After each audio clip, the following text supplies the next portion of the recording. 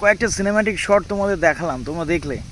Just যে জায়গাটাতে আছি একটা দারুণ অনুভূতি হচ্ছে, মানে কি বলবো, ফিল করছি জাস্ট যে আমাদের গ্রাম্য পরিবেশ এমন হয় যে পরিবেশে 1 ঘন্টা 2 ঘন্টা আমরা অনায়াসে কাটিয়ে দিতে পারি, আমাদের মনে শান্তি আসে। তো এইখানটাতে আছি, অনেকক্ষণ আছি, তো ভাবলাম একটু শেয়ার করি সবার সাথে যে কোন জায়গাটাতে আছি, এই মুহূর্তে কেমন অনুভূতি বা আমি ফিল করছি, নেচারের সাথে নিজেকে কানেক্ট করার চেষ্টা করছি।